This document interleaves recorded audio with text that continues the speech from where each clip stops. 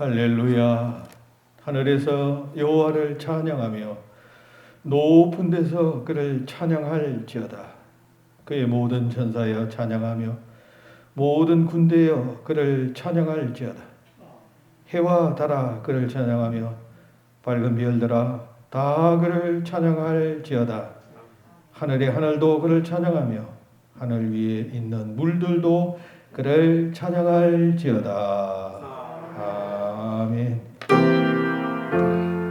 영원히 찬양 받으시기에 합당하신 하나님, 거룩한 주일에 주님 전에 나와 주님을 우러러보며 찬양과 영광을 올려드립니다. 우리 예배 받아주시고 펼쳐주신 날개 그늘 아래 피하여 싸우니 우리에게 안식과 평화와 기쁨을 더하여 주시옵소서. 예배 주께 영광되는 귀한 예배 되길 바라고 예수님 이름으로 기도하옵나이다. 아멘.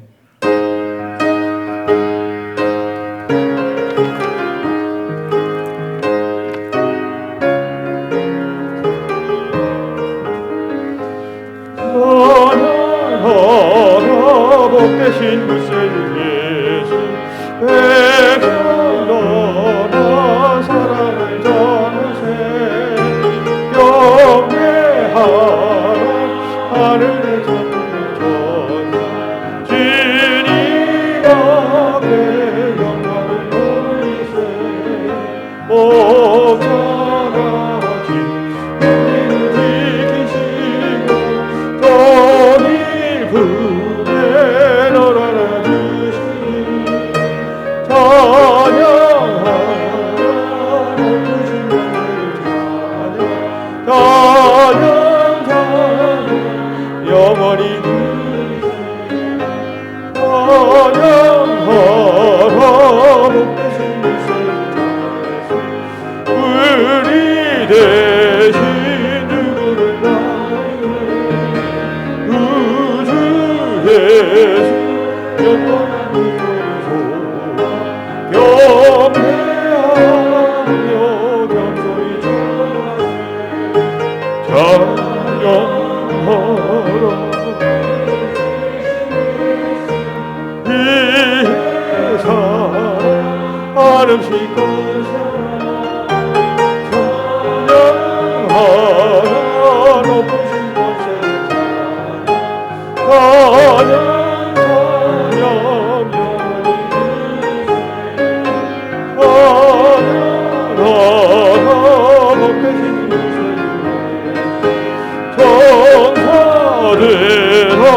즐겁게 찬양해 주 예수 영원히 다스리시 여유만을 주 앞에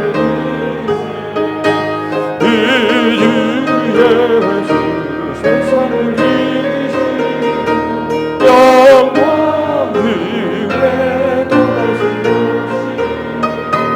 찬양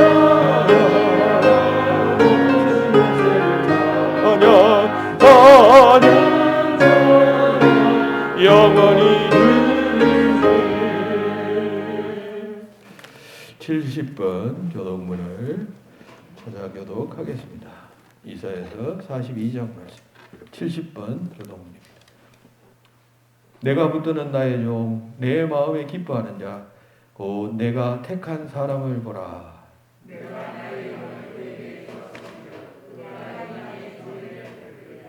그가 외치지 아니하며 목소리를 높이지 아니하며 그 소리를 거리에 들리게 하지 아니하며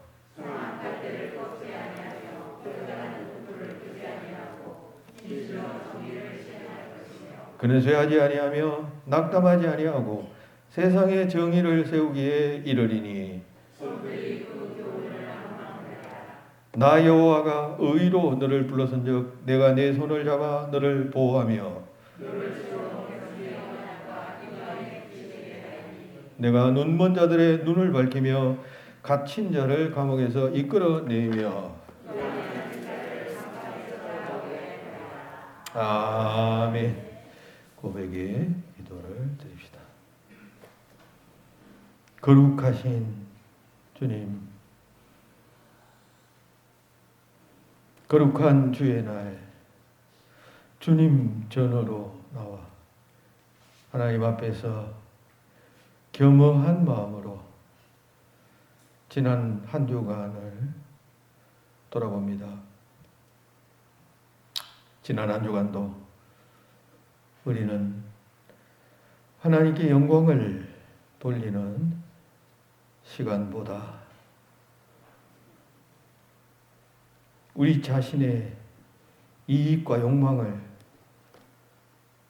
추구하다가 하나님의 이름을 욕되게 했던 시간들이 더 많았습니다. 믿음을 굳게 지키기 보다는 흔들리는 바다 물결같이 우리의 믿음이 요동할 때가 더 많았습니다.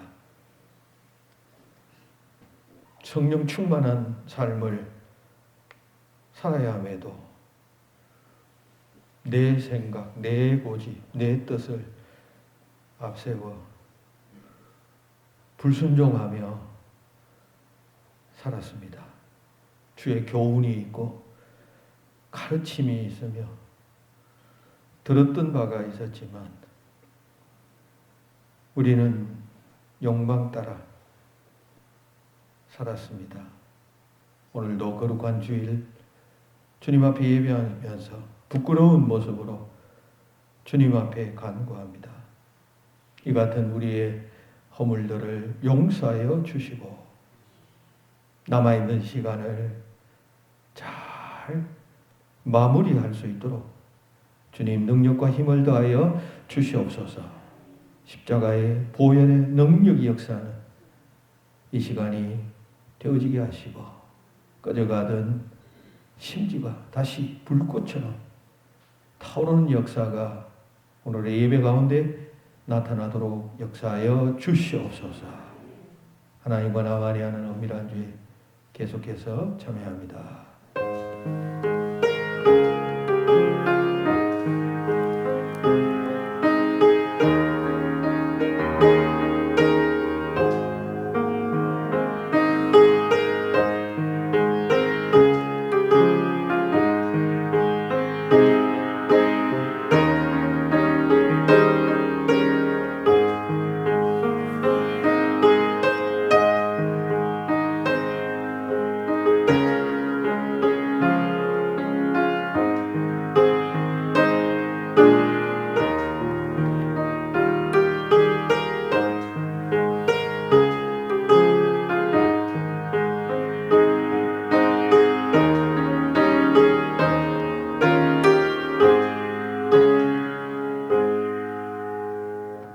여호와께서 말씀하시되 오라 우리가 서로 변론하자.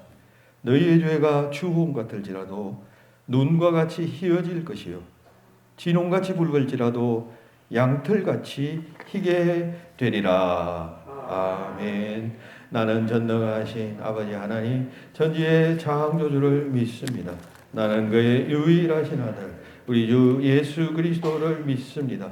그는 성령으로 잉태되어 동정녀 마리아에게서 나시고 본디오 빌라도에게 고난을 받아 십자가에 못 박혀 죽으시고 장사된 지 8일 만에 죽은 자 가운데서 다시 살아나셨으며 하늘에 오르시어 전능하신 아버지 하나님 우편에 앉아 계시다가 여기로부터 살아있는 자와 죽은 자를 심판하러 오십니다.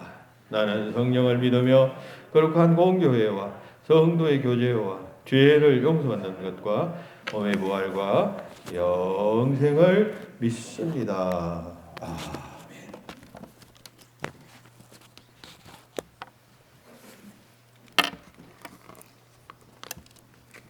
복의 근원이 되시며 오늘도 믿음의 역사와 사랑의 수고와 주 예수 그리스도에 대한 소망의 인내를 이루시는 전능하신 하나님 아버지, 감사의 달 10월 둘째 주일에 택한 백성들이 주님 앞에 나와 사모하는 마음으로 예배하게 하시니 그 은혜와 사랑에 감사하며 영광과 찬양을 올려드립니다.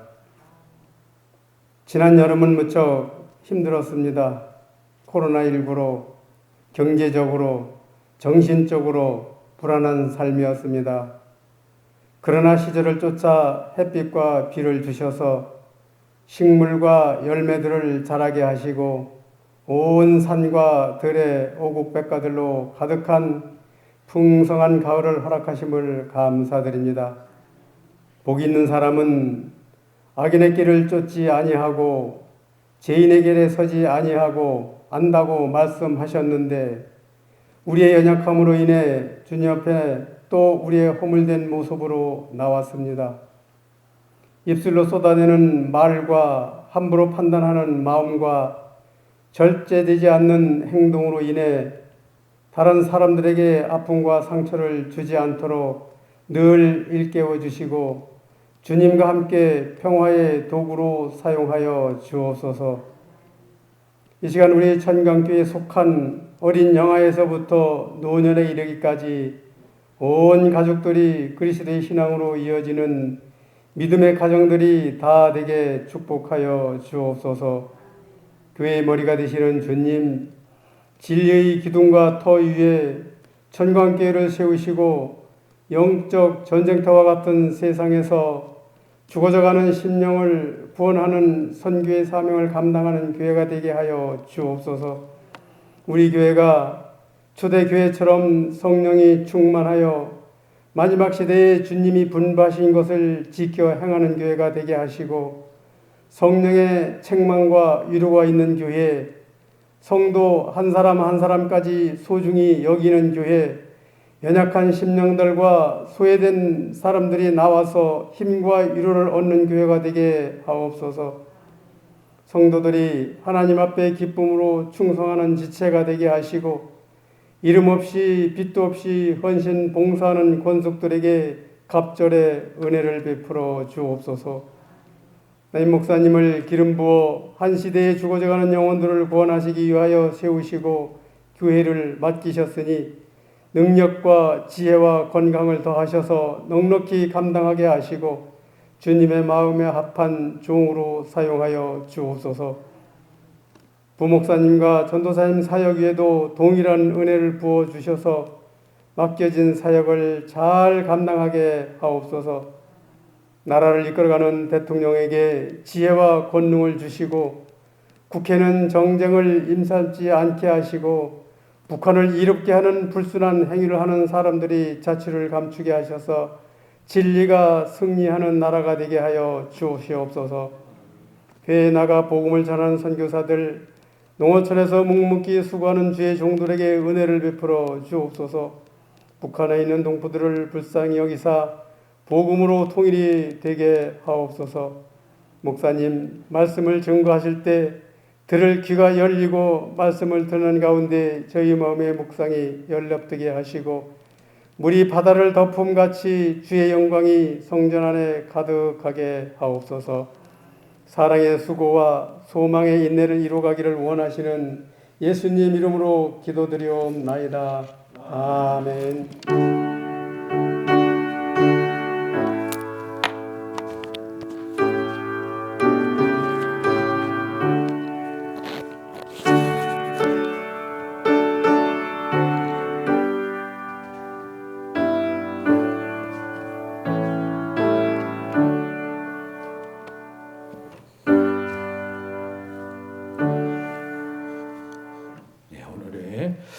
말씀은 이사야서 53장 6절입니다.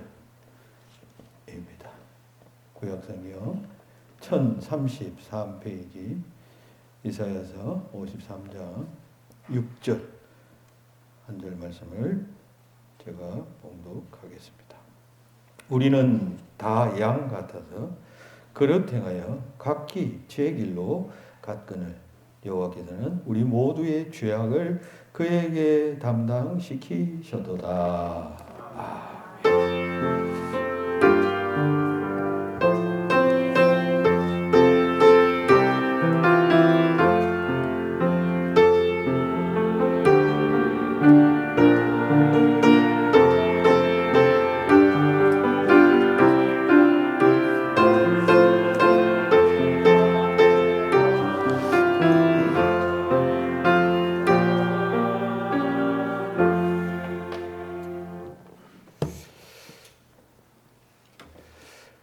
이 이사야서는 히브리 예언의 에베레스트 산이라고 불리는 한 권의 축소판 성경과도 같은 책입니다. 이사야서의 저자는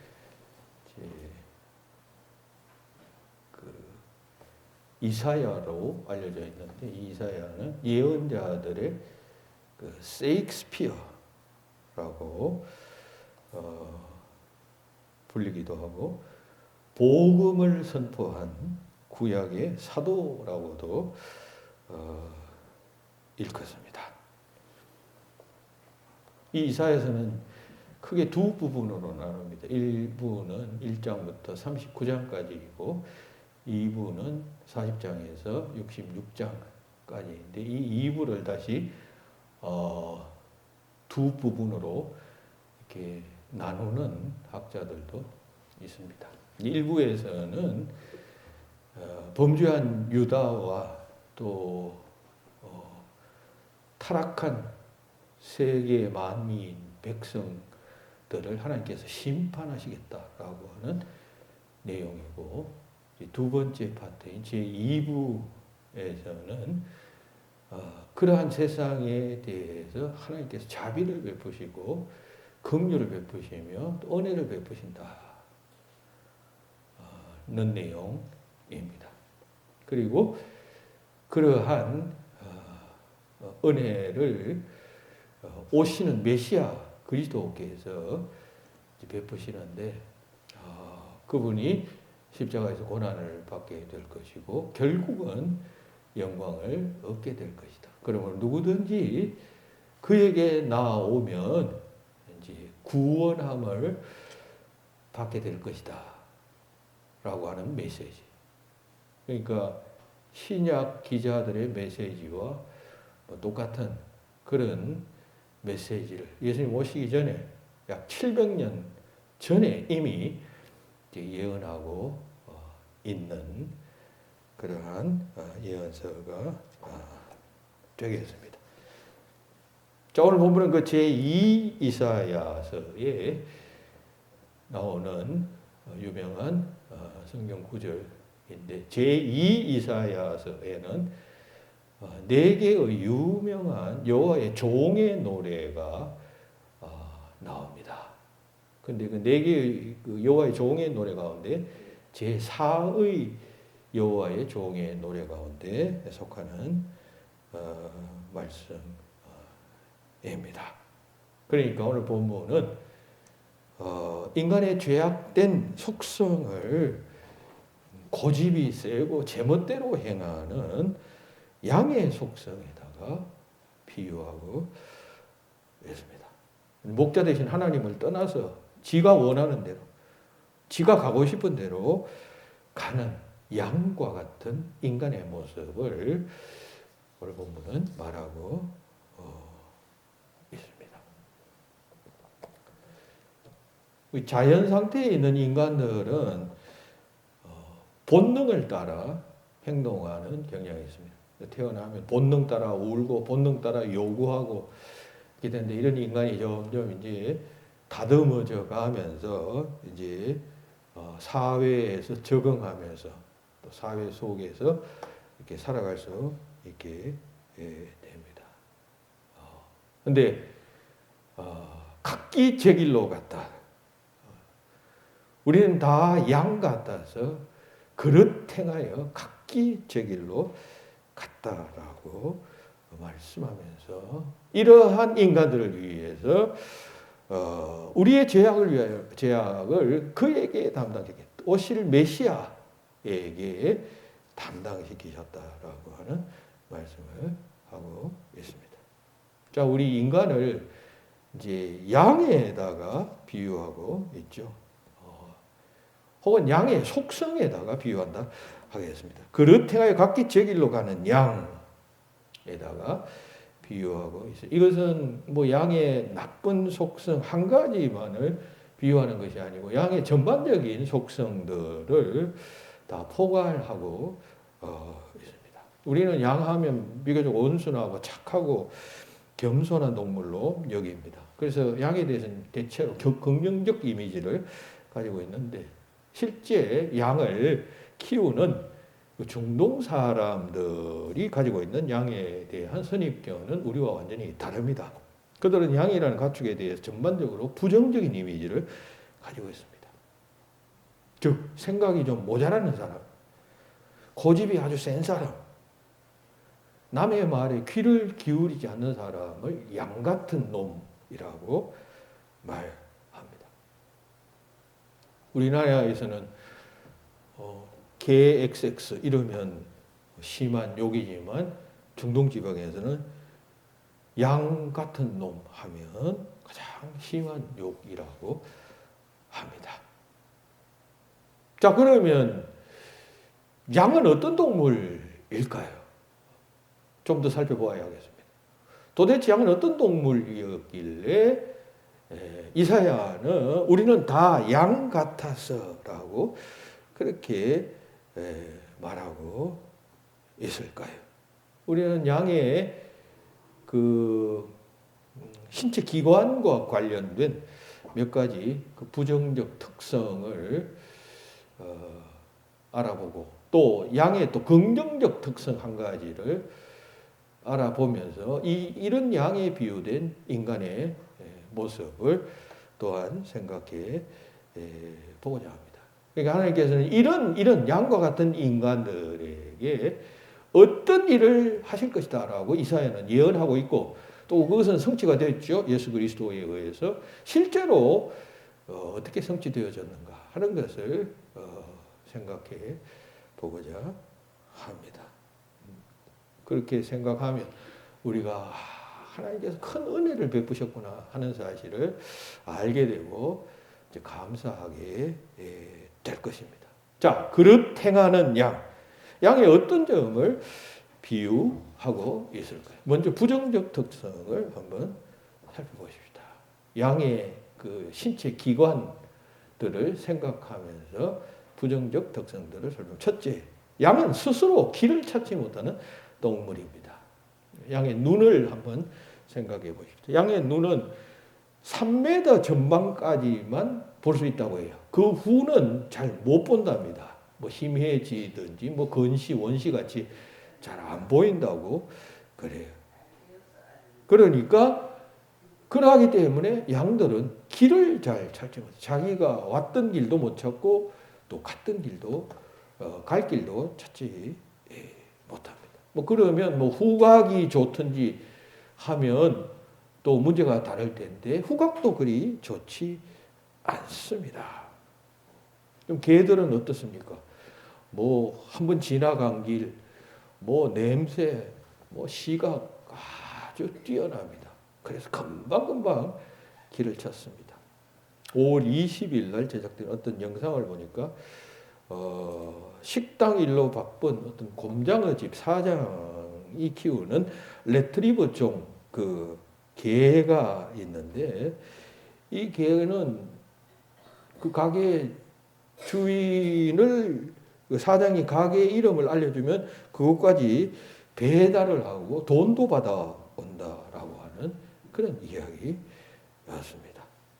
그래서 개가 신기하고 기특하니까 그 배달해 주면 그 배달 받은 사람이 기특해서 팁을 이렇게 1,000원 정도 준답니다. 그러면 그 팁을 또 그 팁을 가지고 다른 가게에 가서 우유를 사 먹는답니다. 주인에게 주면 우유를 주고 거스름돌도 주면 그 거스름돌을 원주인에게 돌려주기도 한다는 것입니다. 제가 하고자 하는 이야기는 뭐 걔가 영특하다는 이야기일 뿐만 아니라 그 왔던 길, 이 길, 저 길 다 걔는 잘 알고 있음에 반해서 양이라는 동물은 전혀 그렇지 않다는 것이죠. 제비도 강남 갔다가 다시 돌아오죠. 연어도 자기 태어난 곳에서 뭐 그 넓은 바다를 거닐다가 다시 돌아옵니다. 뭐 거북이도 마찬가지 아니에요? 자기가 부화한 그 섬이나 장소로 바다에서 그냥 지내다가 다시 부화할 때가 되면 다시 찾아와서 길을 잃지 않는다는 것이죠. 그런데 이 양들은 3m 앞도 구별하지 못하는 그런 특성을 지닌 동물이다는 것입니다. 그래서 목자는 항상 무리에 그냥 한 1m, 2m 정도 처지는 양이 있으면 그 처지지 않도록 반드시 그 무리 속으로 그 뒤로 가서 그 처진 양을 합류시킨다고 합니다. 왜냐하면 더 멀어지면 길을 잃어버리기 때문입니다. 자, 양 같은 인간 할 때 그런 점에 유사성이 있다라고 보아집니다. 정도의 차이는 있겠지만 인간들도 마찬가지라고 하는 것이죠. 여러분, 인간은 모든 동물 중에 만물의 영장, 뛰어난 뭐 그냥 지능과 혹은 또 뭐 기타 뭐 감각기관도 마찬가지일 것입니다. 그것은 만물의 영장이다 할 때 그것은 피조물 가운데 최고의 존재라고 하는 의미입니다. 거기에만 해당되는 말이고 하나님과의 관계 안에서 볼 때 인간들은 자주 가야 할 길을 잃어버립니다. 잊어버립니다. 하나님께서 원하시는 노정으로 가지 않습니다. 곁길로 새버리는 존재라고 하는 것입니다.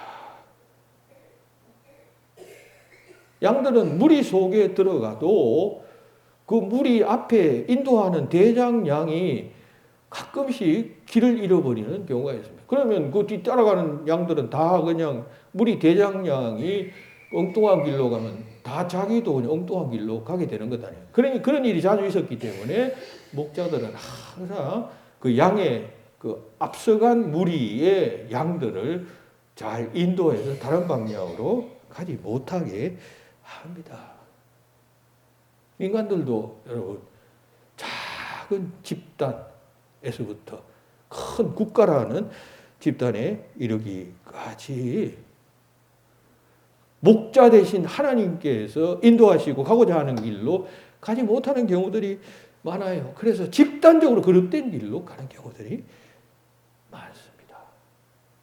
여러분 우리가 잘 아는 출애굽 노정에 관한 모세오경을 읽어보면 인간들이 집단적으로 하나님에 대해서 불만을 표명하고 저항하는 모습이 크게 나타나 있고 이스라엘 역사 가운데서도 여전히 그 나라를 대표하고 이끌어가는 왕들이 하나님 앞에서 범죄하고 타락한 예가 많았음을 보고 있습니다. 인간은 처음부터 그랬어요. 아담과 하와 때부터. 그죠? 먹지 말라 한 열매를 그 욕망 따라 먹고 싶어서 먹었다는 것 아닙니까? 그리고 그 후로 아담의 후손들은 계속 그 저항의 죄를 마치 생물학적 유전자를 그냥 그대로 이어받는 것처럼 그 영적 유전자를 인간들은 가지고 있다라고 우리가 말하잖아요. 그것을 우리가 신학적 용어로 원죄라고 말하죠. 인간은 그 원죄와 태어날 때부터 그 아담의 그 죄를 우리 인간들은 존재 자체가 가지고 있다라고 하는 이야기예요. 짓는 뭐 이런저런 범죄, 이런 죄들이 인간을 올가매고 있고 결국 그 죄 때문에 인간은 제대로 가야 할 길이 무엇인지 스스로 발견하지 못하고 찾지 못한다라고 하는 것입니다. 오직 목자가 있어야 바른 길을 찾을 수 있고 갈 수 있다는 사실을 기억해야 합니다. 두 번째, 스스로를 지킬 능력 또한 없습니다. 여러분, 양들에게 있는 유일한 뭐 어떤 공격 무기 혹은 방어 무기가 있다면 신체 가운데 뿔일 것입니다. 순놈에게는 뿔이 있어요. 그런데 이 뿔이라는 것은 상대방을 공격하거나 혹은 또 위기 상황에 자기를 방어하도록 이게 생겨난 것 아니에요. 그런데 이걸 가지고 양들은 아무런 큰 효력을 발생시킬 수가 없습니다. 위기 상황을 만나면 뭐 양들의 이 뿔이 뭐 그냥 상대방을 공격하거나 혹은 저항할 수 있도록 하지 않는다는 것입니다. 뭐 있으나 마나다 그런 이야기인 것이죠. 다른 동물은 그렇지 않잖아요. 어떤 동물은 이빨이 있습니다. 어떤 동물은 날카로운 발톱이 있어서 자기를 방어할 수가 있어요. 그런 어떤 날카로운 공격적 무기가 없다고 할지라도 이런 카멜레온 같은 동물은 자기 몸의 색깔을 변화시켜서 자기를 지켜내잖아요. 어떤 다른 동물이 자기를 공격하려고 할 때 나무색으로, 여름에는 뭐 녹색으로, 그리고 가을에는 그냥 주황색으로 이렇게 몸을 변화시킬 수 있는 그런 능력을 그냥 가지고 있습니다. 그래서 적응해 나가는 거죠. 그래서 생존해 나가는 것이죠. 고슴도치는 여러분 가시를, 그리고 스컹크는 뭐 가스를, 코끼리 같은 동물은 큰 덩치로, 순하지만 그 덩치로 자기를 방어해 내잖아요. 그런데 양들은 자기를 방어할 수 있는 그런 방어 수단인 뿔을 가지고 있음에도 불구하고 그 뿔을 제대로 쓸 줄을 모릅니다. 오직 이 양은 그냥 목자가 그 양들을 지켜줄 때에만 비로소 안전하게 됩니다. 자, 우리는 다 양 같아서 할 때 그러한 면도 역시 비유하고 있습니다. 여러분, 하나님께서 우리 인간을 창조하실 때 처음부터 영적 대적자인 사탄을 대항하고 저항하고 이길 수 있는 어떤 공격 무기를 지닌 존재로 인간을 창조하지 아니하셨다는 것입니다. 어떤 의미에서는 사탄에 대해서 인간은 그야말로 비무장 상태고, 사탄이 공격해 오면 양들처럼 당할 수밖에 없는 그런 존재입니다. 뿔이라고 하는 그런 방어 수단을 양들에게 줘도 그들이 그 뿔을 사용할 수 없었듯이, 인간에게는 하나님 형상을 담은 지혜를 주고 그리고 신앙을 주었음에도 불구하고 그걸 제대로 스스로는 사용할 줄 모른다는 것입니다. 양들이 보호받을 수 있는 것은 오직 목자가 거기에 함께 있을 때에만 보호를 받는 것입니다. 목자가 함께 있지 않아야 하면 있는 곳이 뭐 들판이든 우리든 상관없이 맹수에게 노출됩니다. 여러분, 야간 맹수들이 특히 뭐 들고양이, 살쾡이 같은 것들이 주로 밤에 그 우리 속에 뛰어넘고 들어와서 물고 죽이고 끌고 가잖아요. 그러니까 안전한 우리라고 할지라도 여전히 위험에 노출됩니다. 목자가 없으면 그런 일이 발생한다라고 하는 것이죠. 마찬가지로 우리 인간 스스로는 마귀를 이겨낼 수가 없어요. 오직 목자 대신 주님의 지팡이와 막대기가 우리를 든든히 지키고 보호하고 주님과 우리가 함께 거할 때에 비로소 우리가 안전함을 보장받게 되는 것입니다. 그런 차원에서 양과 같다라고 하는 것이에요. 스스로를 전혀 지켜낼 수 없는 존재와 같다는 이야기. 셋째, 양은 또 스스로 깨끗하게 하지 못합니다. 여러분, 양의 털을 한번 보세요. 다른 동물들은 자기 몸에 자기 몸을 여러 가지 방법으로 씻어냅니다. 혀로 핥아서, 혹은 또 그냥 물 속에서 그냥 깃털을 그냥 적셔서 깨끗하게 합니다. 어떤 동물은 그냥 모래나 혹은 진흙탕에 몸을 뒹굴어서 나름대로 피부를 청결하게 합니다. 그렇죠? 고양이 키워보신 분은 아시지만 수시로 자기 몸을 혀로 핥아서 털을 고루 깨끗하게 합니다. 또 새들은 깃털을 쪼아서, 코끼리, 하마 같은 동물은 진흙에다가 몸을 비벼서 그냥 마르게 하면 그 피부 속에 있던 그 진드기와 같은 그런 해충들을 그냥 말려서 그냥 자기 피부를 보호합니다.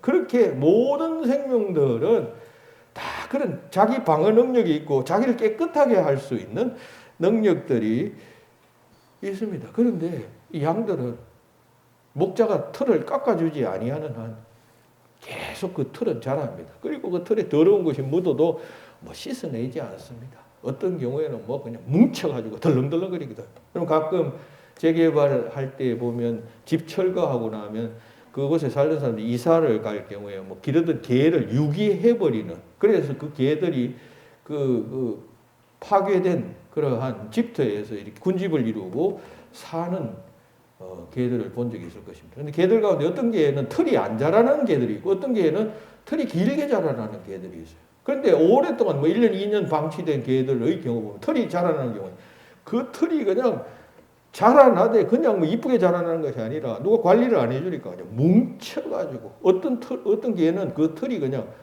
이렇게 감겨가지고 다시 피부를 꽂고 들어간다고 해요. 보통 집에서 키우는 애견들은 다 털 관리해 주잖아요. 이발도 시켜주고 하는데 그 관리 안 해주면 그렇게 되는 것과 같이 양들도 마찬가지입니다. 목자가 관리해 주지 아니하면은 양들의 그 더러움은 극치에 이르게 됩니다. 물론 양들의 털을 깎아주는 것은 그 양들의 털을 가지고 그냥 그 이불을 만들든지 혹은 옷을 만들든지 그걸 뭐라 그럽니까? 양모라 그러나요? 그게 굉장히 유용하게 사용되어지잖아요. 그런 목적 하나고 두 번째 목적은 그렇게 자주 깎아줘야 양들이 건강을 유지하게 됩니다. 그런데 그 털을 스스로는 못 깎는다는 것입니다. 사람들도 마찬가지입니다. 인간들도 스스로의 더러움을 깨끗하게 스스로 깨끗하게 할 수가 없어요. 그 더러움을 스스로 깨끗하게 할 수 없다. 그런 이야기입니다. 목자가 양의 털을 깎아 주듯이 그 더러움을 해결해 줘야 인간의 더러움, 다시 말해서 죄는 여러분 제거되고 깨끗하게 될 수 있다는 점에서 유사하다, 그런 이야기입니다. 그래서 기독교를 여러분 타력 종교라고 말하죠.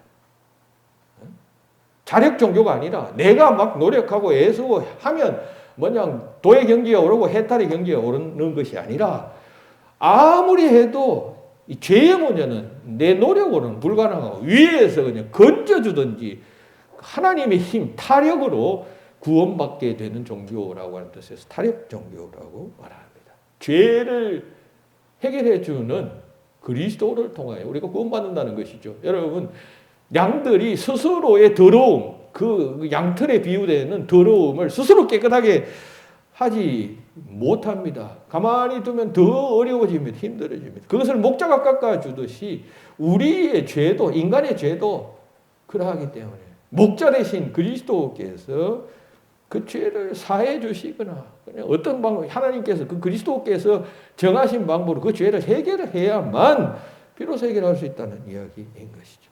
마가복음 2장 1절로 12절에 보면 예수님께서 중풍병자를 고치시는 기적이 나옵니다. 그때 예수님께서 내 죄 사함을 받았느니라 하시니까 그 이야기를 듣던 서기관 한 사람이 속으로 저 사람이 뭐길래 도대체 죄 사함을 한단 말이냐 하면서 속으로 생각했던 것을 예수님이 알아차리고 하시는 말씀이 10절에 나와요. 인자가 땅에서 죄를 사하는 권세가 있는 줄을 너희에게 알게 하려 하노라라고 하셨습니다. 나는 죄를 사하는 권세가 있다. 이것은 인간으로서 어떤 특별한 능력이 있다는 이야기가 아니고 나는 세상 사람들과 다르다. 나는 하나님이다. 그런 뜻입니다. 나는 하나님이다. 하늘에서 온 자다. 그래서 여기서 삼위일체 교리가 나오는 것이에요. 인간은 스스로의 이 죄의 문제를 해결할 수가 없어요. 양의 털과 같은 길게 자라나는 그리고 더럽게 자라나는 양의 털과 같은 죄를 스스로 씻을 수가 없고 깨끗게 할 수 없어요. 오직 그 문제를 해결해 주실 분은 목자뿐이에요. 그러므로 우리는 철저하게 그 목자를 바라보고 목자에게 자꾸 그냥 내 털 깎아 주십시오라고 이야기를 하고 그냥 자꾸 기대고 해야 하는 것이에요. 가만히 있으면 될 일이 아니다 말이죠. 목자가 깎아줘야 하니까. 네 번째, 양들은 스스로 먹이를 찾지 못해요. 양의 입을 한번 생각해 보십시오. 다른 동물들은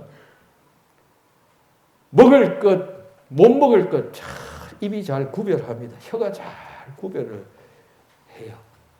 근데 이 양들은요, 들에다가 방목해 놓으면 독초들도 그냥 모르고 먹어요. 그 구별을 못 해요. 입이, 혀가 독초를 구별 못 해요. 그래서 독초를 먹다가 그냥 병이 나고 심지어 죽기까지 하게 됩니다. 먹이를 찾지 못해요. 스스로 찾지 못해요. 개는 여러분 인간들과 오랫동안 함께한 동물로 알려졌습니다. 그런데 개는 초창기에 늑대가 조상이라잖아요. 근데 늑대 중에 일부가 모든 동물은 다 그 생존하기 위해서 필사의 노력을 다 하잖아요. 뭐 겨울에 먹이를 찾는 게 쉽겠습니까? 근데 그 늑대 중에 일부가 가만히 보니까 인간 곁에 있으니까 인간이 버리는 뭐 먹이나 쓰레기들이 있는 것을 발견하게 됩니다. 그래서 가까이서 있으면, 인간 가까이 있으면 아무래도 뭐 좋은 음식은 아니겠지만 버리는 음식은 먹을 수 있다. 그렇게 깨닫게 된 것이에요. 그러다가 점점 인간 가까이, 더 가까이 오게 됩니다. 가까이 오게 되니까 또 사람들이 뭐 먹을 것을 한 개씩 두 개씩 더 던져줍니다. 더 큰 덩어리를 던져주게 됩니다. 그리고 그 앞에서 그냥 애교를 피우고 뭐 그냥 좋아하면서 그냥 납작 엎드리니까 더 그냥 먹이를 던져주는 횟수가 많아지게 되는 것이죠. 개들이 터득하는 것이죠. 아, 인간을 기쁘게 하면, 인간을 즐겁게 해주면 우리에게 먹을 것이 생긴다. 이 방법이 제일 먹이를 구하는 제일 쉬운 방법이다라고 하는 사실을 자각하게 되고, 그게 계속 대대손손 전달되어지게 됩니다. 비교적 개는 머리가 지능이 있는 동물이에요.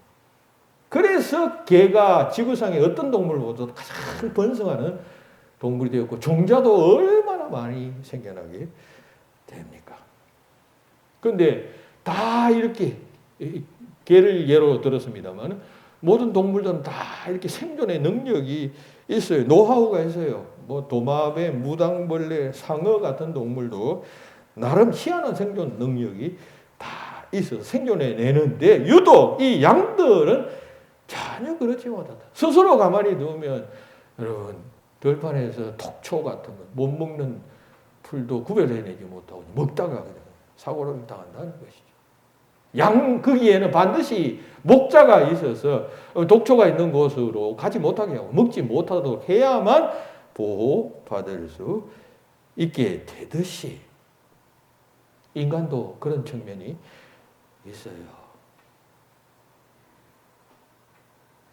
인간은 영적 목자이신 하나님의 먹이심이 없으면 해로운 줄도 모르고 그냥 먹어요. 그래서 여러분 그리스도인 중에 많은 사람들이 이단에 쏠리고 잘못된 가르침을 그냥 유사한 잘못된 가르침을 가르치는 자에게 그냥 쏠깃하게 되고, 세상적 유혹에 그냥 귀를 쏠깃하다가 그냥 망하는 것 아니에요. 죽는 것 아니에요. 병드는 것 아니에요. 그런 존재, 그런 양과 같은 먹이를 스스로 찾을 수 없는 양과 같은 존재가 바로 인간이라는 얘기입니다. 따라서 항상 먹이를 먹으려면 항상 목자를 가까이 두고 목자와 함께하며 목자가 인도하는 대로, 목자가 먹여주는 대로 그렇게 먹어야 한다는 것입니다. 그래야 그 목자 아래에서 양들은 건강하게 되고 살이 찌게 되는 것이죠. 자, 이러한 부정적인 특성이고 한 가지 긍정적 특성은 뭐냐? 그럼에도 불구하고 양들에게는 한 가지 긍정적 특성인데, 그것은 양들은 청각이 비교적 발달했다는 것입니다. 다른 모든 기관들은 둔감하지만 유일하게 청각은 비교적 발달했다는 것입니다. 그래서 이 양들은 주인의 음성과, 같은 사람의 음성이라도 주인의 음성과 타인의 음성을 구별합니다. 그만큼 귀는 예민하다는 이야기죠. 그래서 예수님께서도 요한복음 10장 3절 5절에서 말씀하셨죠. 문지기가 그를 위하여 문을 열고 양은 그의 음성을 듣나니 그가 자기 양의 이름을 각각 불러 인도하여 낸다. 목자가 자기 양을 불러내어 인도해야 돼. 그러니까 옛날 중동에서는 뭐 그냥 개인적인 어떤 동네 어떤 개인의 집이 이렇게 넓지 않았으니까 공동 그 양우리를 만들어 두고 이제 풀을 뜯게 하고 저녁이 되면 그 공동 우리로 각자의 그 양무리들을 그냥 함께 이렇게 그 지내도록 했습니다. 왜냐하면 뭐 땅이 넓지 않았으니까 뭐 여러 가지 이유가 있었겠죠. 경제적이니까. 그러다가 아침이 되면 목자가 나가서 자기 양의 이름을 부르는 것이에요. 그리고 목자가 무슨 그 신호를 보내면 그 들어갔던 양들 중에 그 양들이 그 목자의 음성을 알고 자기 목자만 따라간다는 것이에요. 다른 목자가 부르면 자기 목자가 아니므로 양들은 따라가지 않는다는 그런 이야기입니다. 그만큼 양들은 청각이 발달해서 그 자기 양 주인의 자기 목자의 음성을 잘 알아차린다라고 하는 이야기인 것이죠. 그 양들에게는 특별히 다른 능력이 없지만 이 목자의 음성을 알아듣는 그러한 청각은 대단히 뛰어나다는 것입니다. 구별할 수 있는 능력이 있다는 것이죠. 이것만이 인간들에게 주신 유일한 긍정적 어떤 능력이라 그럴까요? 이라고 할 수가 있습니다.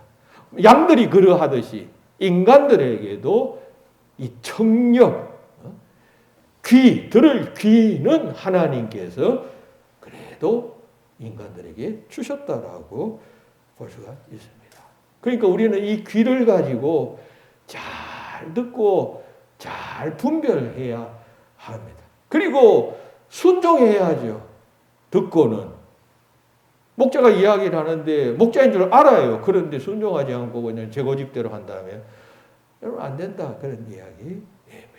그러니까 목자를 나의 목자, 나의 생존과 생명과 그리고 모든 것을 보호해주고 인도해주는 목자임을 알고 그 목자를 잘 알고 그리고 순종하는 그러한 양들이 되어져야 한다라고 하는 것이죠. 다윗은 하나님을 그런 목자로 생각했습니다. 여호와는 나의 목자시니 내게 부족함이 없다. 나를 인도하신다. 나를 소생시키신다. 그리고 나를 안위하신다. 상을 차려주신다. 그래서 내 잔이 넘친다. 목자가 양에게 베풀어 주는 생명의 풍성한 공급과 보호와 안위에 대해서 다윗은 그렇게 노래하고 있습니다. 우리도 주님을 그런 목자로, 다윗이 하나님을 그런 목자로 생각하며 그 안에서 기쁨과 행복감을 느꼈듯이 우리의 귀는 하나님에 대해서 잘 들을 수 있고 하나님의 말씀을 들을 수 있고 그리고 분별할 수 있는 능력을 주셨으니까 이 귀를 잘 활용해서 하나님께 순종하며 따라갈 수 있어요. 저희가 신학교 다닐 때 설교를 가르치시던 그 정장복 교수님이라고 계셨어요. 그때 한창 우리가 그때 설교학을 배울 시점에 이런 무슨 영상 장비나 뭐 이렇게 화면 같은 것 모든 교회들이 이제 큰 교회들이 막 이렇게 취하고 있을 예배 때 사용하고 있을 그 즈음이었는데 그 목사님이 그런 말씀하셨어요. 원래 설교는 소리로 전파되어지는 그래서 귀를 통해서 하나님께서는 인간들에게 하나님의 뜻과 메시지를 전해주셨다. 이것은 역사적인 어떤 매체였다. 입과 귀를 통해서 하나님께서 하나님의 뜻을 전달하는 매체였는데 이 시대는 지금 이런 청각이 아닌 시각을 통해서 하나님의 메시지를 전파하려고 한다. 그런데 이것은 우리가 시도해 본 경험도 없으며 그리고 그 결과에 대해서는 자기는 의문을 표한다. 이런 이야기를 했어요. 청각. 시각적 예배가 되어서는 안 된다. 뭐 그런 메시지인데 모르겠습니다. 그 평가는 어떻게 해야 될지. 어쨌든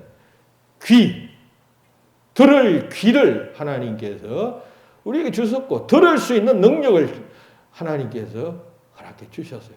그러므로 우리가 이 귀를 통해서 잘 분별해야 됩니다.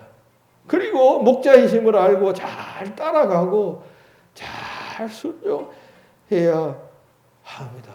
목자가 와라 하면 가고 서라 하면 서고 여기까지 하면 멈추고 해야 한다는 이야기입니다. 그럴 때 그는 그 목자의 보호하심과 인도하심 안에서 기쁨과 생명력을 얻을 수 있게 됩니다. 한 가지 이야기를 드리고 말씀을 마칩니다. 미국의 과학 전문 사이트 사이언스 나우라고 하는 그러한 사이트가 있어요.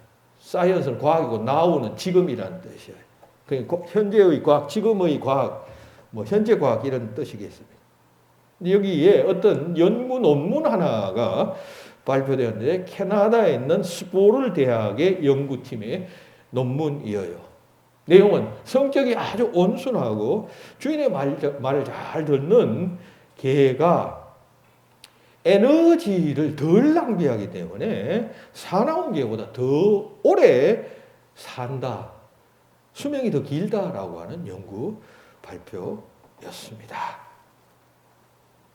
그러니까 이 연구를 진행한 뱅상카로라고 하는 교수가 여러 종류의 개를 모아가지고 활동성, 뭐 공격성, 순종 등의 항목에 따라서 개의 행동을 관찰했어요. 그리고 그 결과 개의 성격과 수명의 상관관계를 규명했다는 것이죠.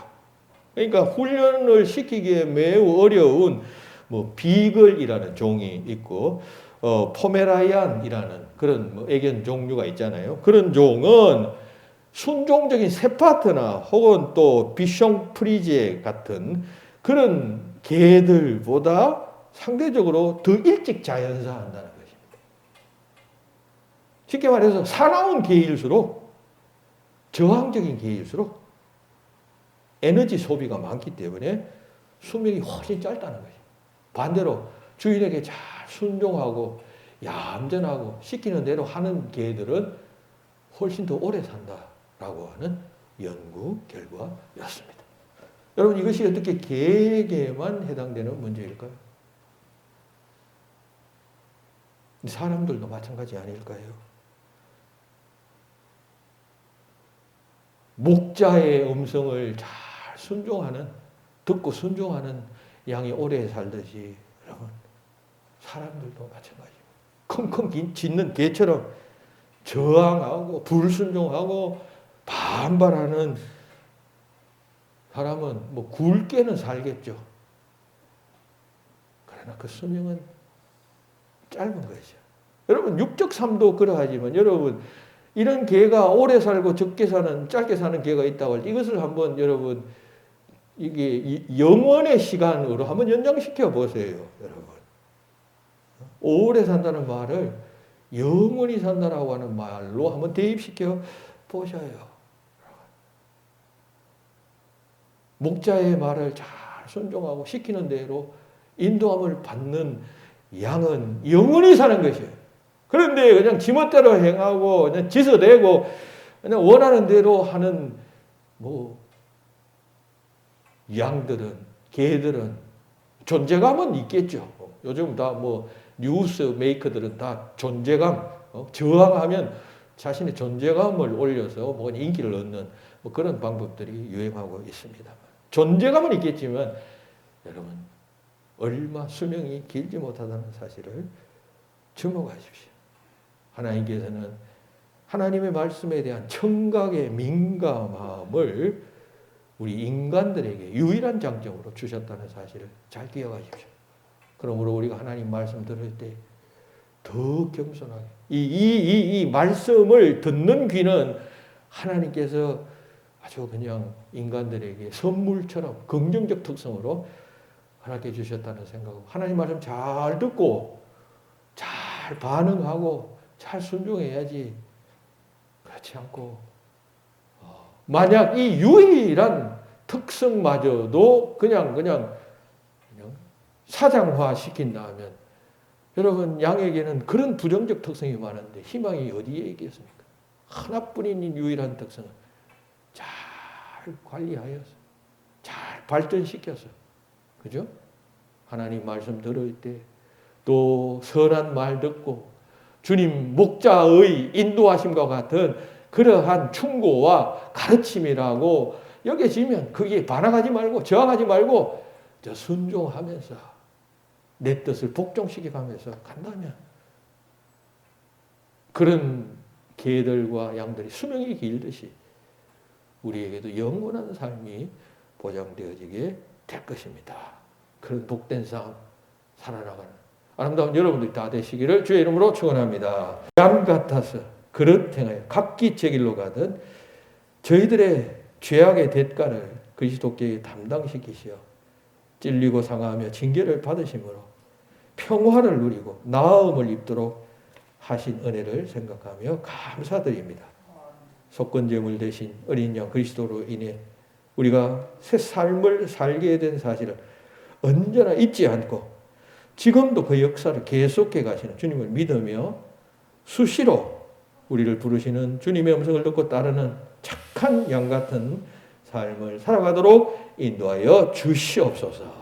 주 예수 그리스도의 이름으로 기도하옵나이다. 아멘.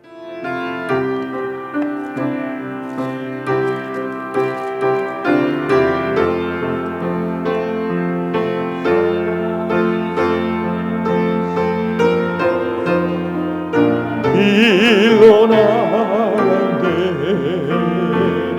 망강한 힘을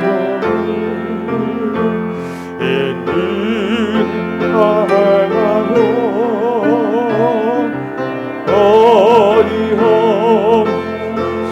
어리없이어서는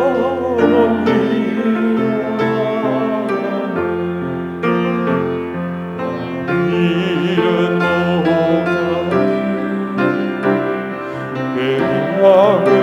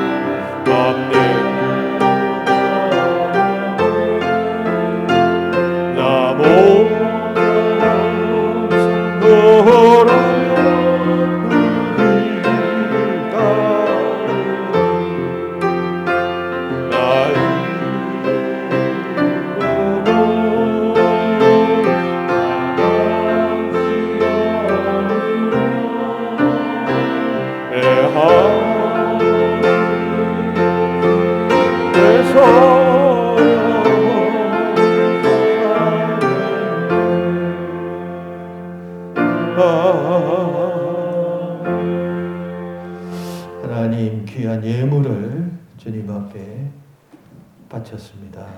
드리는 예물이 하나님의 기쁨이 되게 하시고 또 드림으로 우리의 믿음이 더욱 자라게 하시며 드릴 때마다 하나님께서 우리에게 베푸신 그 크고 놀라운 은혜 각기 그릇 행하여 제 길로 갔던 양 같은 저희들을 그리스도 보내심으로 대속하시고 모든 잘못의 짐을 그리스도께 씌우시며 우리를 해방시키시고 새삼 살게 하신 하나님의 은혜가 더욱 깊어지는 저희들이 되게 하여 주시옵소서.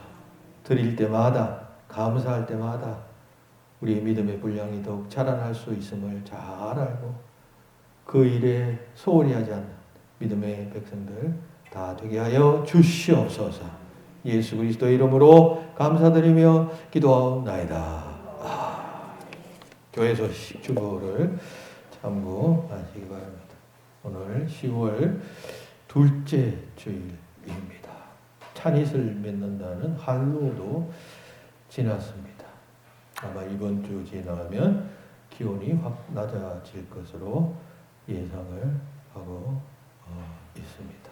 삶의 계절의 변화에 따른 만물의 변화를 보면서 여러분들 삶에 감흥을 주고 또 이런 변화가 여러분들 의미 있게 다가올 수 있기를 바랍니다. 이제 이번 주일은 교회력으로 오순절 후 20번째 주일입니다. 그러다가 11월 21일이 되면 교회력으로 마지막 주일인 왕이신 그리스도 주일이 됩니다. 그 다음 주부터 대림절이 시작되는데 대림절부터 이제 교회력이 새롭게 새해가 시작됩니다. 오늘이 20번째, 20번째 주일이니까 교회력으로는 새해가 7주밖에 남지 않았습니다. 제가 하고자 하는 이야기는 시간이 참 빠르다는 것을 새삼 실감하게 됩니다. 우리가 다 얼마 있지 않으면 주님 앞에 서게 되는 어미한 시간도 다가온다는 사실 잊지 말고 하루하루 진지하게 구애 없이 살아가도록 해서야 하겠습니다. 현재 연장되어 시행되고 있는 코로나 4단계 모임에 관한 중앙안전재해대책본부의 지침 중에 사적 모임에 관한 규정을 알려드립니다. 지난주에 어떤 분이 교회 차량을 좀 빌릴 수 없겠냐 그런 이야기에 대해서 몇 명 타느냐 했더니 한 10명 정도 탄다고 해서 그게 가능한가 해서 제가 찾아본 결과 이러했습니다. 여러분도 알고 있는 것이 좋을 것 같아서 알려드립니다. 지금 4단계에서는 18시, 6시 이전까지는 4명, 사적 모임이 4명 모일 수 있고 18시 이후에는 2명까지 모임이 가능합니다. 그런데 여기에 이제 접종 완료자가 포함되면 6명까지 가능하다는 것이죠. 그러니까 18시 이전까지는 2명이 더 추가되고 그리고 18시 이후에는 4명이 더 추가될 수 있다. 그런 이야기이겠습니다. 그러니까 그렇고요. 종교 활동, 교회 예배는 기존과 똑같고요. 그리고 3단계 비수도권 지역에서는 4+4명, 8명입니다. 그리고 이것은 식당, 카페, 가정에서만 가능하고 가족이 아닌 타인의 차량 탑승 인원은 5인 이하입니다. 즉 4인만 가능합니다. 그죠? 그러니까 남의 차를 탈 때에는 4명만 탑승이 가능하고 오후 6시 전에는 4명, 6시 이후에는 2명만 가능해요.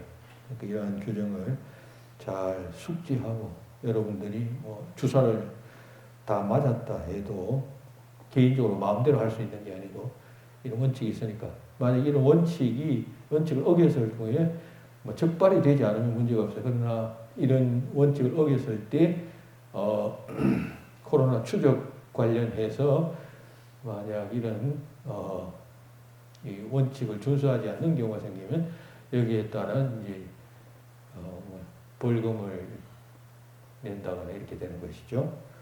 아마 최소한 300만 원은 낼 겁니다. 돈이 많으신 분은 그렇게 하셔도 되겠습니다. 어쨌든 여러분 건강을 위해서 주의하시기 바랍니다. 그리고 네 번째 11월 첫째 주일은 추수감사 주일입니다. 한 해를 돌아보면서 하나님께서 베푸신 은혜를 생각하면서 특별히 감사하는 예배로 드릴 수 있도록 기도하면서 준비하시기를 바랍니다. 기도하시겠습니다. 이제는 우리 주님 예수 그리스도의 은혜와 하나님 아버지의 크신 사랑하심과 성령님의 교통하심이 주의 날 주의 전에 나와 하나님 앞에 예배하며 양 같은 우리들을 위하여 대신하여 십자가를 지신 그리스도를 생각하고 또 그 은혜를 감사하며 바른 삶 살기로 다짐하는 모든 성도들 위해 이제로부터 영원히 함께하기를 축원하옵나이다. 아멘.